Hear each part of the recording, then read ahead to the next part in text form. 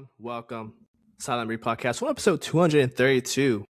We got NFL news to actually talk about. We got a big trade happening over the weekend. We'll see where one star player landed. Hint, it might be one team in the AFC North. Plus, we have the NFL draft as well. It's coming up very, very soon, guys. This Thursday, the first round at least. We'll go over some day one prospects that we like. Maybe some prospects that we hope fall to our respective teams here. And then we have Wrestlemania to review. Not days, but nights 1 and 2 happened this past Saturday and Sunday. We'll talk about our favorite matches from the weekend and some of our not so favorite matches and give our overall takes and grades on WrestleMania as a whole. So, all that being said, guys, stay tuned.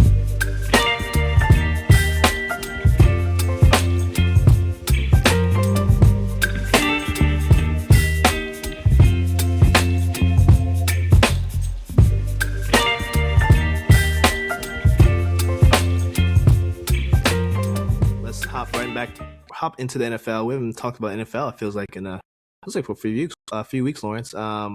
Big trade happening this weekend. We had talked about this previously. Dexter Lawrence, he requested a trade. We listed a couple of possible teams that we thought he could fit. One of those teams was my Bengals, and what do you know? He gets traded there. Very shocked myself to see that alert pop up on my phone via ESPN. He gets traded for the 10th overall pick in this year's draft. No other compensation goes either way. It's just a even swap. Dexter to Cincinnati, and the Bengals are sending pick 10 to the Giants. So the Giants are now joining a list of teams that have multiple picks in the first round. I think the Giants are the only team that have 2 picks in the top 10. But I think the Chiefs, the Cowboys, the Browns, who else has 2 picks? That might be it, right? Probably. It might be one more team. I think that the Jets. The Jets, I think, have 2 first-round picks. Oh, yes, they do. Yeah, the Jets, and they're early. Yep, I think the Jets have 7 and. Let me get that list. I think they have 7 and 16 or something. So lots of teams. The Colts pick. Jets for sure.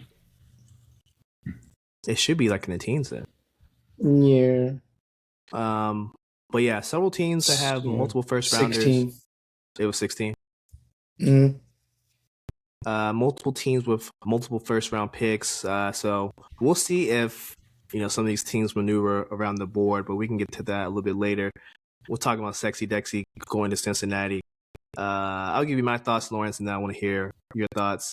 As far as Cincinnati, I feel like, honestly, for both teams, I want to say it's a win-win.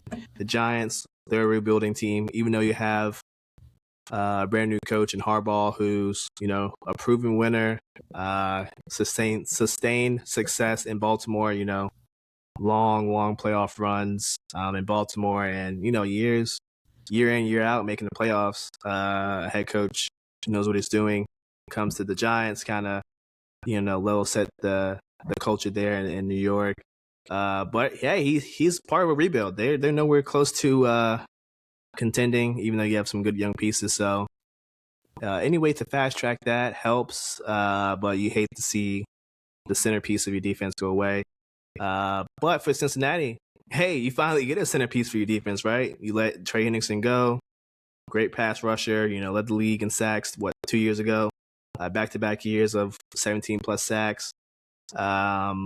He wanted a new contract. He's on the wrong side of 30, which typically for the Bengals, they don't really pay people in their 30s. So they let him go.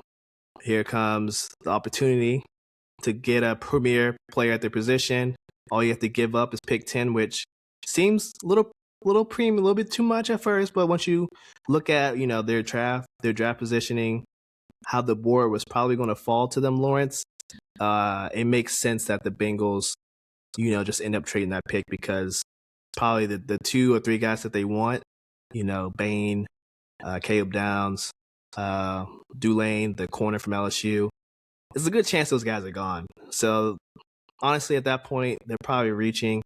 And I don't like when the Bengals reach. They tend to make bad picks when they reach. When there's I'm not going to say a slam dunk pick, Lawrence, but when there's when the consensus is there for a pick, they usually end up being good with drafting. But they haven't drafted a Pro Bowl player and on defense. I want to say since Geno Atkins. You can count Jesse Bates, but Jesse Bates wasn't a Pro Bowler on the Bengals, so they don't have a good track record of drafting on defense. So it makes all the sense in the world, and you don't give up future picks. You just give up this year's pick, and so you have all your picks moving forward. So I think that's the biggest part. Like, hey, we can still rebuild the defense. We just gave up one pick, even though the Giants wanted more. And they signed Dexter to a team-friendly extension, 1 year, $28 million. So basically, they have him on the books for 3 years and $70 million over the next 3 years. So I think it's very team-friendly for someone who, at his peak is probably, top 3 defensive tackle in the league. And at his worst, he's still in the top 10 in a down year last year with the Giants. Just look at his PFF ranks and statistics. It's still has some juice, and he's only 28, turning 29. I love it for the Bengals. So now they can continue to build around him. Defensive line goes from probably below average, right around average, to now they're definitely above average D-line in the NFL. Probably in that top 10 group for a chance to get better. So we'll see. Lawrence, what are your thoughts? I think the best thing for the Bengals is it gave them an immediate go-to on the defensive side. So I think it's really important because one thing the Bengals always do every single is start slow. And starting slow with a new regime, pretty much on the defensive side, because your mainstay is gone. You've lost a few pieces here and there, but for the most part, the Bengals' strategy this offseason will be to get more defensive pieces in lower rounds to solidify the team, overall. And our goal is that the offense will move fluently enough to keep them in the games the first couple weeks, hopefully win a few. And then by then, the defense will catch up to where it needs to be, the speed of the game. And if they don't, they'll, probably finally get rid of the coach. But I still think it's a good move, especially for him if he's, trying to prove that he wants this job and he needs to stay this job. And, he's trying to check all his boxes. No, it does make him have a little bit nicer record. But it in my opinion, the Bengals' entire season really depends on how they start. I mean, you've seen it too many times. You can't start slow and just say, "Oh, it's all right. We'll come back to it." No. Make those guys play in the preseason. Yeah, I think Zach was on the right track last year with playing everyone in preseason. I think it definitely had an effect on them, not starting slow. But I think you're right. Like, they got to start fast this season. No excuses. They got a premier player on the defensive line, which is what they've been lacking, right? They, horrible against the run. Can't really generate pass rush outside of Trey last year, who was on the edge. So now you have to, if you're the opposing team, you have to double team Dex. Like, he's been double teamed at 70+% for the past 2-3 seasons. So he's going to get extra attention. And then you got Monfey from the Seattle, who is up and coming defensive end. You got Miles Murphy, who flashed last year. You got Shamar Stewart, who is up and coming. Even though he had a meh season last year, but hopefully with all that extra attention that Dex is going to, create, maybe he can, start to put it together, right? Like, okay, like, this is how it's supposed to look when I pass rush. Like, not everyone's focusing on me. Like, I have some help. So yeah, they have the recipe to start fast and be at least an average defense. I think that's not too much to ask from them.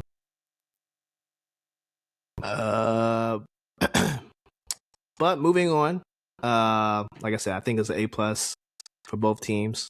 We'll see what the Giants do with their 2 picks. Do you think the Giants move around the board, Lawrence? A nice little segue into the draft. Do you think the Giants move around the board, or do they stay pat at picks 5 and 10? Like, what do you think their strategy should be? I truly would just stay pat at 5 and 10. like we said so many times, you're building for the future. You're going for the future. Unless someone is going to come in there and give you like 2 second-round picks, which we go here. Oh no, this is not telling me day 2. I mean, shit. It's, a lot of people have a bunch of day 2 draft picks. Maybe I could see them getting incentivized to move down. But I mean, no. I mean, you got 2 top 10 picks. What more could a team ask for? No, like you moved into the position to have an opportunity that no other team has. No other team with their first 2 picks has 2 first-round picks. Like Dallas has 2 first-round picks. Mm. One's at 20, one's at 12. You're literally picking twice before them. You don't move unless someone's about to give you like a star piece for one of my players or for one of my draft picks, or you're going to give up number 10 and just give me 2 second-round picks, and I'm just going to double up on some good talent in the second round. Okay, cool.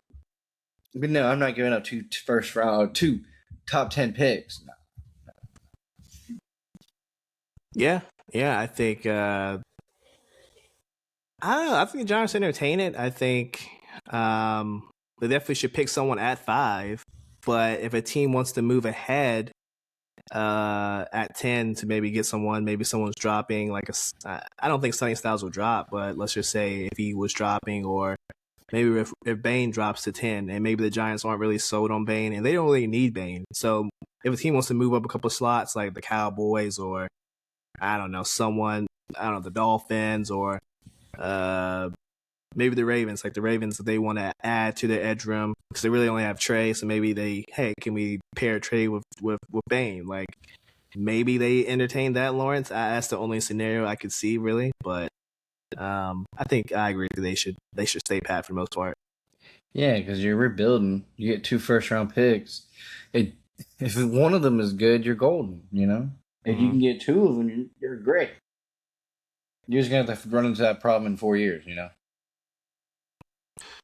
So in terms of players, like who do we like? Obviously, Mendoza will be the first overall pick, but in terms of players, prospects that you like in this draft, who are some of your favorites?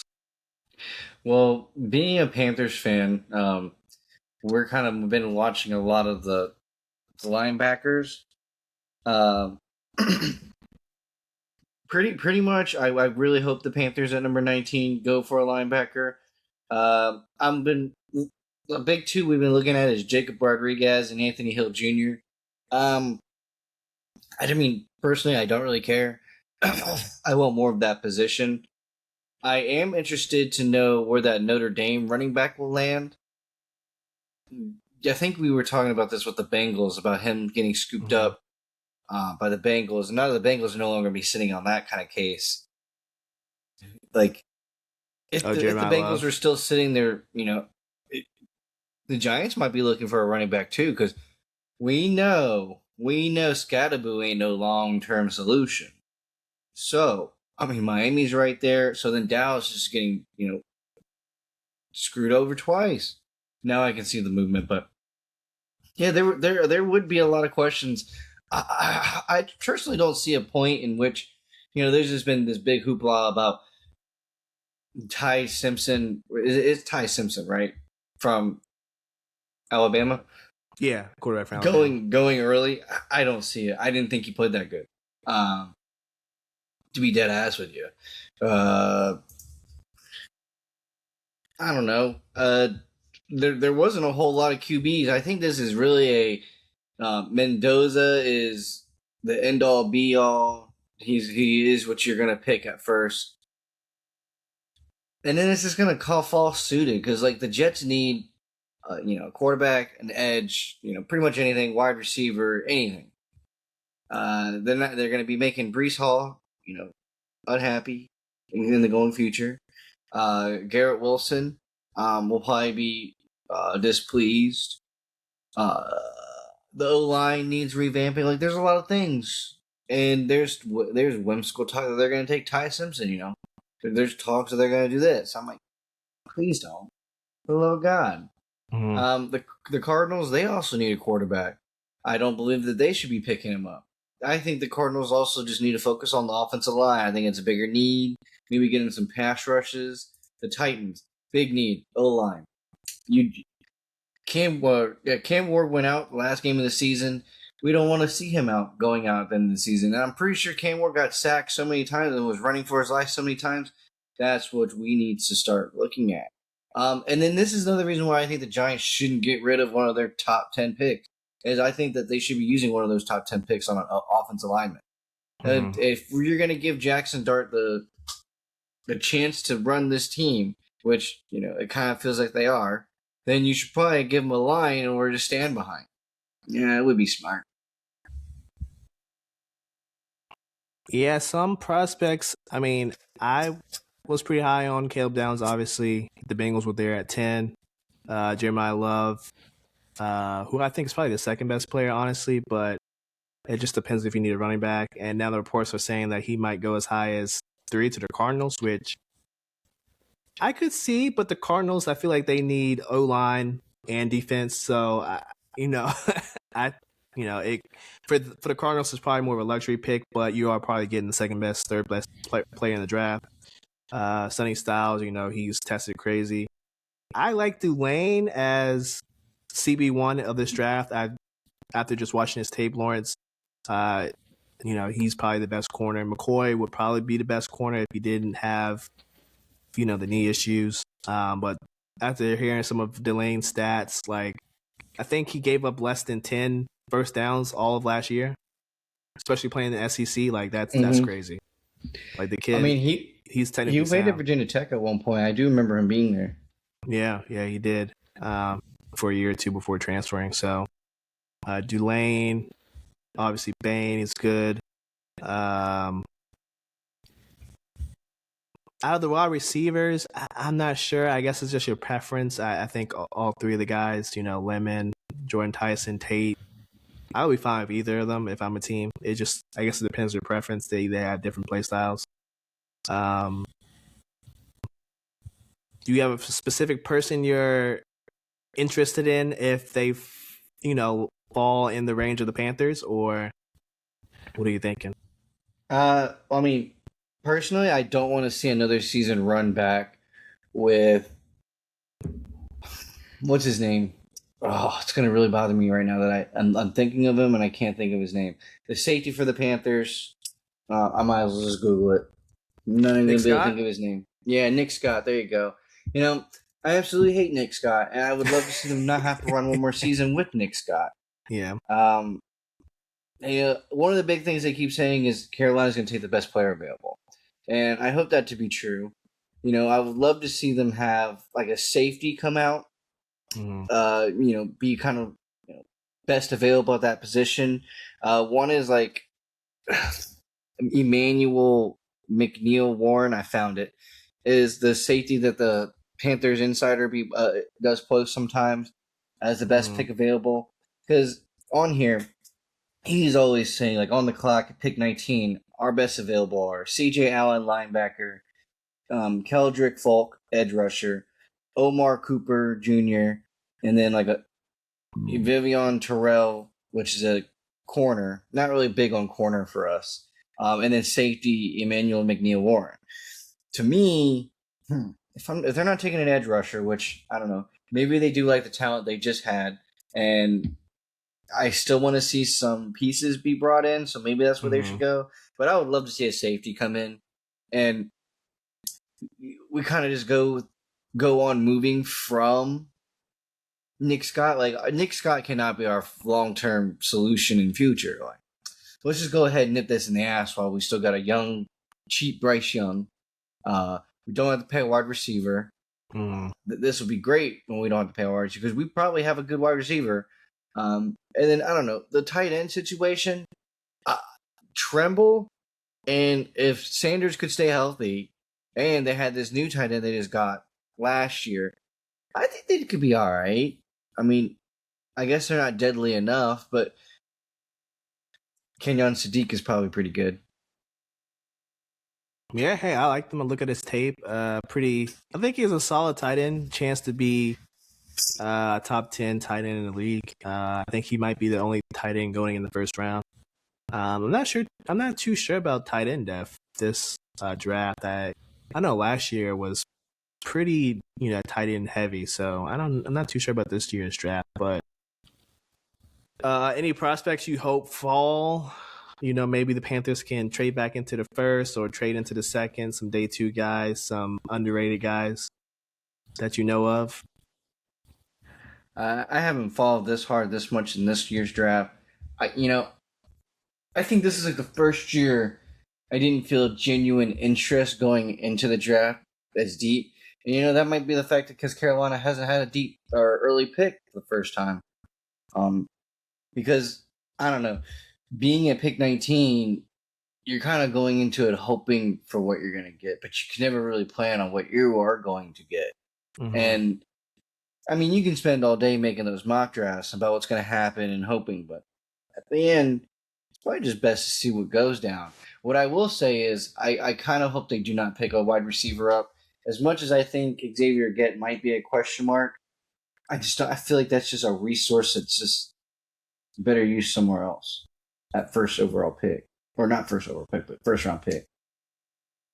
Yeah, I hear you. Same here. I'm not too I guess interested in this year's draft. Was mainly focused on some of the top 10 guys, but some guys that I've kind of slipped through the cracks, or some guys that I just, when I see their highlights, he might be good for some teams in a second.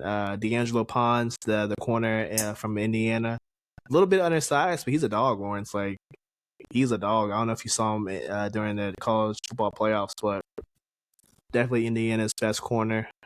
He's projected to go in the second. Wouldn't mind if he lands in Cincinnati. Caleb Banks, the big defensive tackle from Florida. He's falling into the second round most likely. He has like a foot issue, so I guess you're taking a gamble there. A little bit bigger of a gamble than some teams might want to take, but I think the talent's there. Peter Woods, the defensive lineman from Clemson, another guy that he did have a first round grade, Lawrence. Yeah, but didn't his stock fall? It's because he didn't show out, and Clemson was kind of ass this year. Yeah, so his I want to say maybe pre-combine was that he might be a top 10 pick, and I think post-combine he's probably like an early second rounder, if that. Like, he might fall even more. So I would be interested to see if maybe a team moves up to get him in the second round. Of course, you got a bunch of corners, got a bunch of linebackers in this draft, like Jacob Rodriguez. He's pretty good.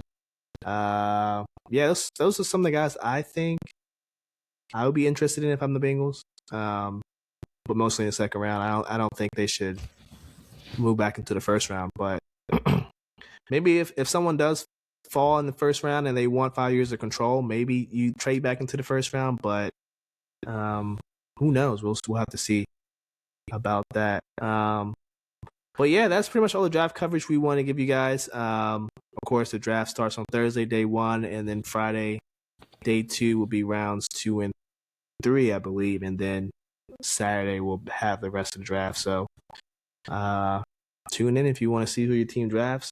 But last but not least, we got Wrestlemania was this past weekend.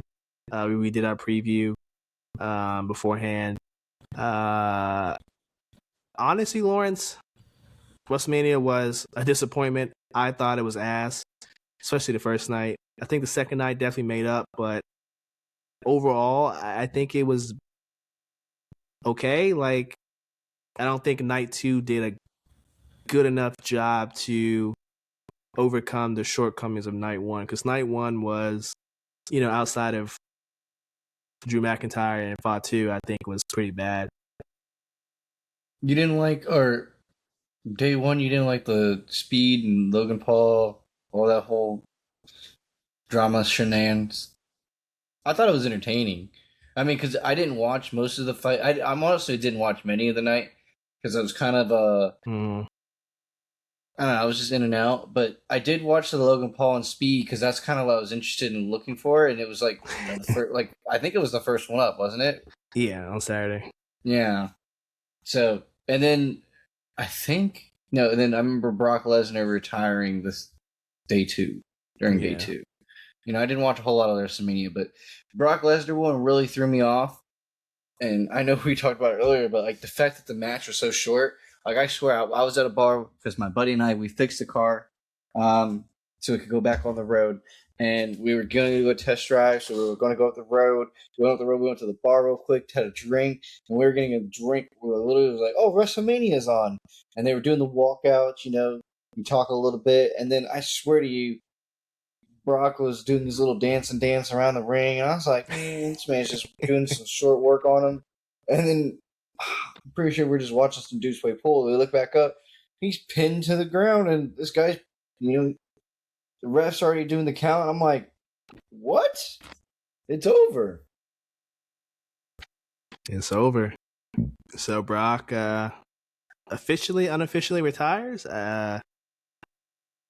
I think we'll just leave it that he's retired, but maybe there's a chance if there's enough money, maybe he'll make another appearance. But they definitely, I was surprised that they put Oba over the top. I thought this might be a longer feud. Like maybe they'll take this to the next, PLE or the next couple PLEs. But Oba was the one to retire Brock. So shout out Oba. He's definitely they're definitely rocket shipping him to the top. Lost all power there. But yeah, back to night one. Like, I mean, I liked Cody Rhodes versus Randy. Like, it was okay. The only thing I had a problem with was, them playing that Randy was, in back pain the whole time when the dude was basically destroying Cody every other Friday night.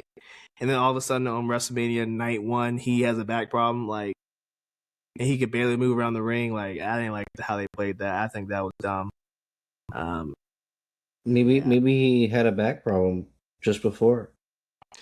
I guess that's what they try to play up as, but I didn't like that. But I think Drew and Fatu was the best match. They definitely lived up.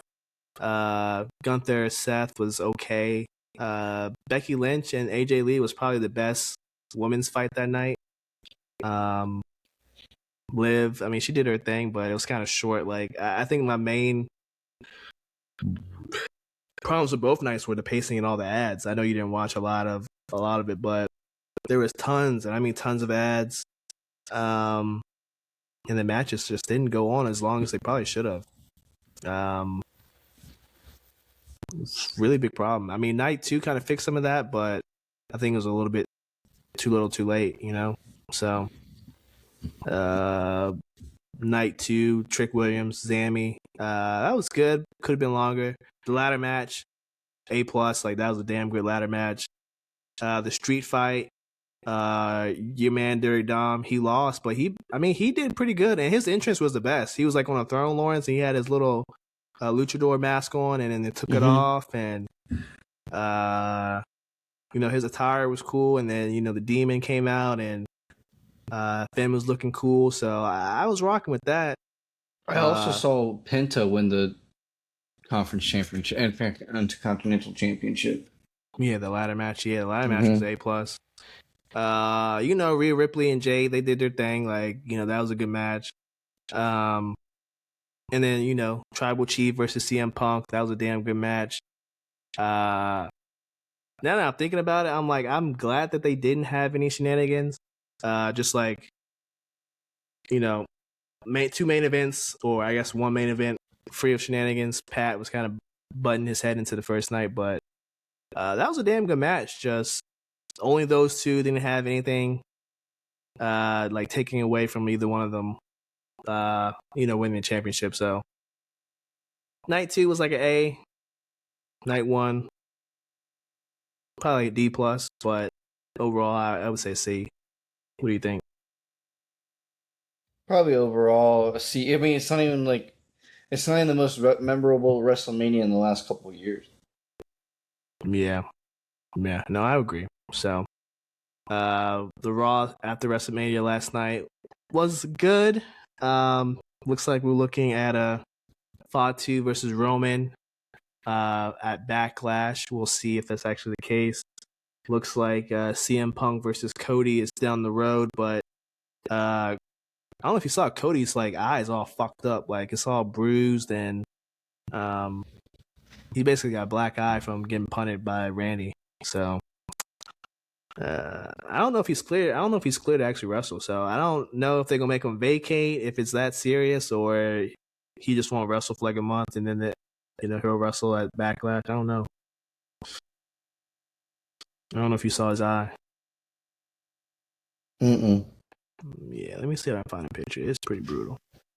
But overall, WrestleMania 42 SC, going back to Vegas, didn't really save it. We'll see how the rest of this year plays out. Apparently, they are in a new era. We'll see if Triple H can actually capitalize upon that. Anything else we should talk about? I kind of want to save some of the men's transfer portal stuff for next week so Jacob could weigh in. Mason has picked up some familiar faces, Lawrence. But I kind of want to save that for next week. Also, I think it's best we. Yeah, we did lose some pieces we probably wish we could keep.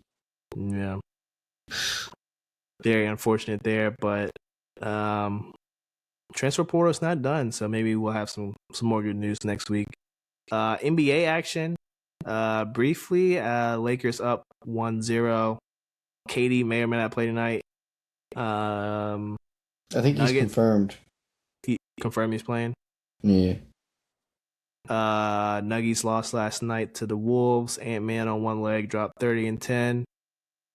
Pistons down a game on the Magic. Cavs up 2-0. Knicks lost last night to the Hawks after the Hawks missed both free throws with 3 or 4 seconds left, and Mikal Bridges missed the game-winning shot in the corner.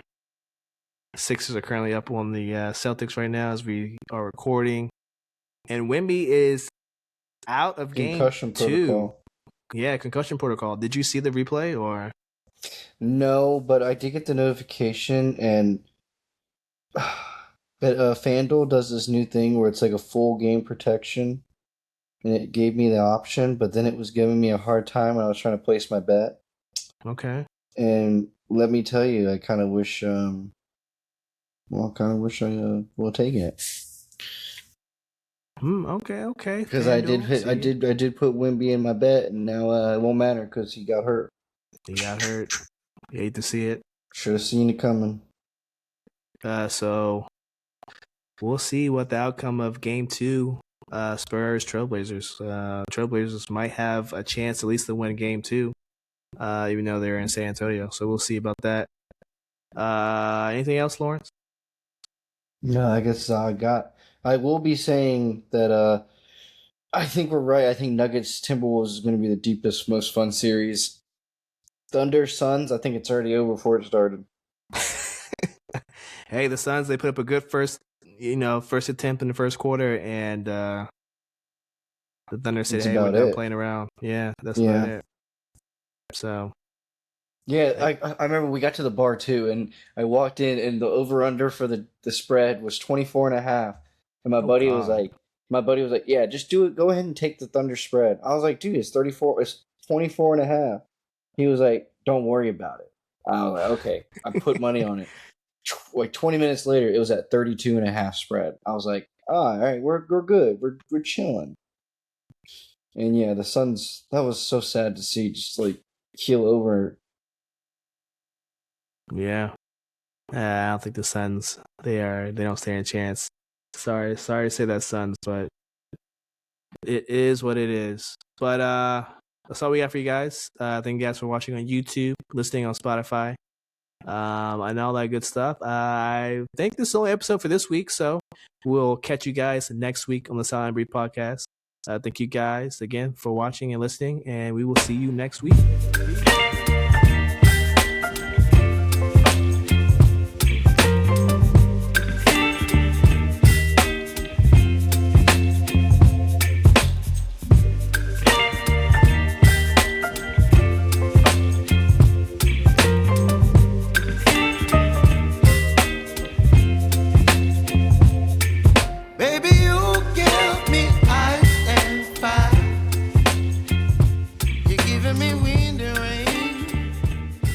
some kind of butterfly.